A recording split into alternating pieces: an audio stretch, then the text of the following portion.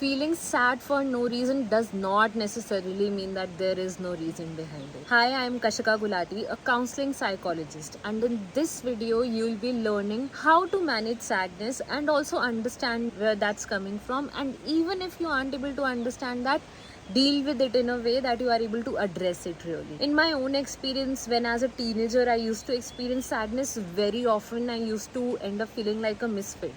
I could not make friends easily. I was bullied a lot. And I thought that maybe this happens with everyone. And only with time, when I understood that this is not a normal thing, I started feeling like a misfit even more. Some years down the line, it started showing as full-blown anxiety and depression. One day, something flipped inside me and I did not know how to manage my anxiety anymore. There were episodes of crying which did not stop. And that's when I understood that all that I'd been feeling for years, that I was dismissing or maybe just not understanding what's happening with me, just turned into this. It showed like this. So I understand how it builds up over years, and when it goes unaddressed, it could show up in the form of a mental illness. But do not worry about it. Even if it happens to you, there's nothing that you cannot deal with.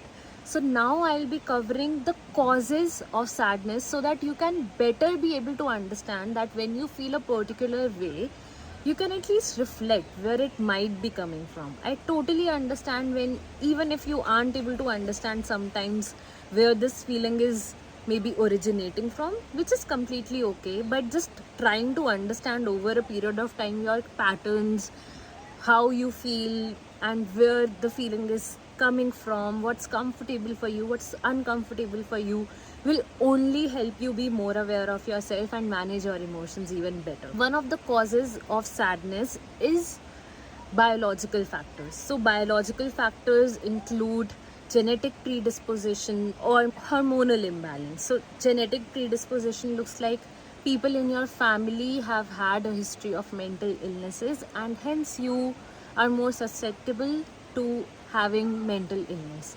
Now that does not mean that you are bound to live a life of anxiety, depression, or whichever illness that your family history has.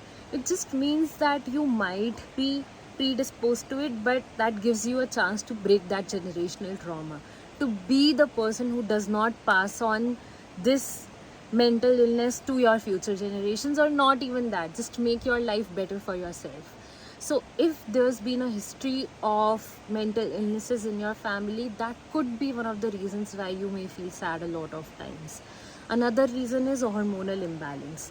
Hormonal imbalance can be caused by your change in eating habits, your sleeping habits, or maybe the lifestyle that you live. For example, if there's a deficiency of vitamin D, you might feel sad and low a lot of times in the day. So it's very important for you to also maintain your vitamin levels and be healthy, so hormonal imbalance does not happen, because it just does not show in the form of mood changes but also in your physical health, not just mental health.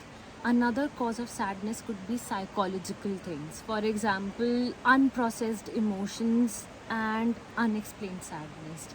Say that it's your tendency to not feel your emotions. Whenever something unpleasant happens, your tendency is to distract yourself, because you know how this time that we are living in, it's very easy to distract ourselves by just watching Netflix or talking to someone or just not paying attention to your emotions. And I'm not saying that distraction is always a bad thing. It's not actually, because there's a due time of you feeling your emotions, and there's also a time for you to involve yourself in other activities, even if it means in the form of distraction.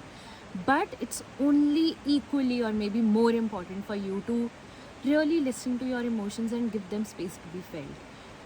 If you've been not processing your emotions, they could show up in the form of sadness or any other uncomfortable feeling just any time of the day without you even knowing where that's coming from. So if you have not, say, processed your emotions, they can show up in any form, any day, and only make you feel not as good about yourself.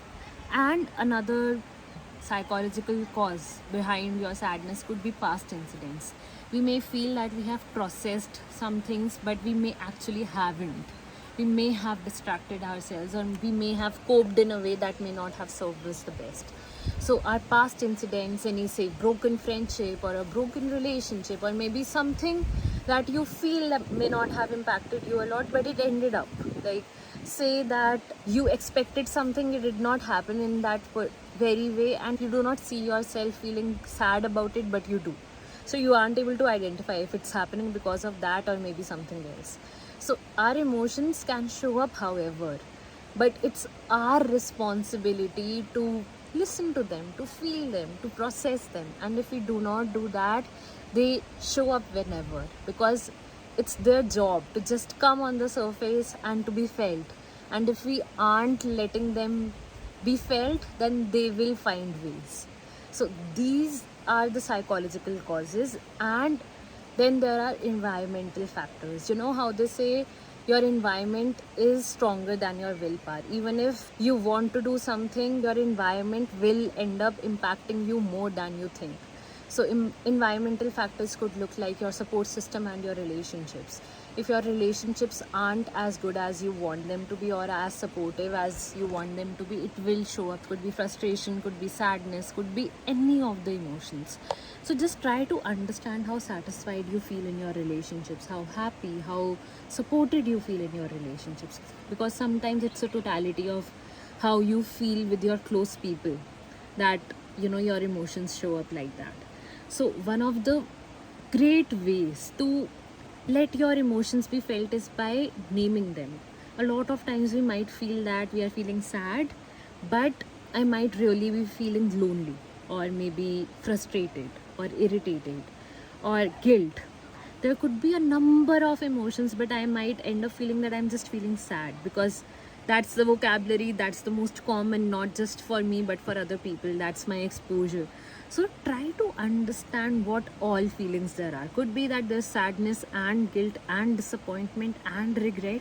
So try to name your feelings. Once you name them, you feel very strong within, because it just takes off that unrest of not even knowing what you are feeling, where it's coming from. So name your feelings. That would, trust me, that would be a huge favor to you when you are feeling this unexplained sadness. And the one technique that will help you really well is called Aana paan. That is just observing your breath. Whenever you feel an uncomfortable emotion, or for that matter not even an uncomfortable emotion, this could be a part of your routine, this could be something that you do every day. That is observing your breath, just seeing it coming inside and going out. You know, when you are focusing on your breath, there you'll think about a million things, and it's always best to do it with your eyes closed, because when your eyes are open, you are distracted with your environment, with everything that's happening around. But the idea is to go inside. Through your breath you can access your whole body, and it is a slow process. It will take time to get to a point where you start understanding yourself better and better, and really understanding what your sadness is about, really understanding your patterns, really understanding your triggers. So the idea is to sit with your eyes closed, and every day to start with 5 minutes are good, where you just observe your breath coming in and going out. Even if thoughts are coming, let them come. Just come back to your breath. Just come back to your inhales and exhales, and keep seeing them. All that you have to do is keep seeing them, and your thoughts will come and go. That's the nature of everything. Everything arises and passes on. So the idea is to just observe your breath and increase the time day by day. Start with 5 minutes, continue on with that for like a week or 10 days, then move on to 10 minutes, to half an hour, to 1 hour in a day. And you'll see that all the unrest that comes with that unexplained sadness, that will start going away, because you'll understand how something arises, it also passes. Just like you are feeling sad in this moment, there will be a time that you won't feel sad, even though right now intellectually you may be knowing that, and it may not even seem like something important, but really experiencing that will change things for you. So do this. Unless you do this, you won't feel the benefits of it. Let me know in the comments below your takeaway from this video. Thank you for watching.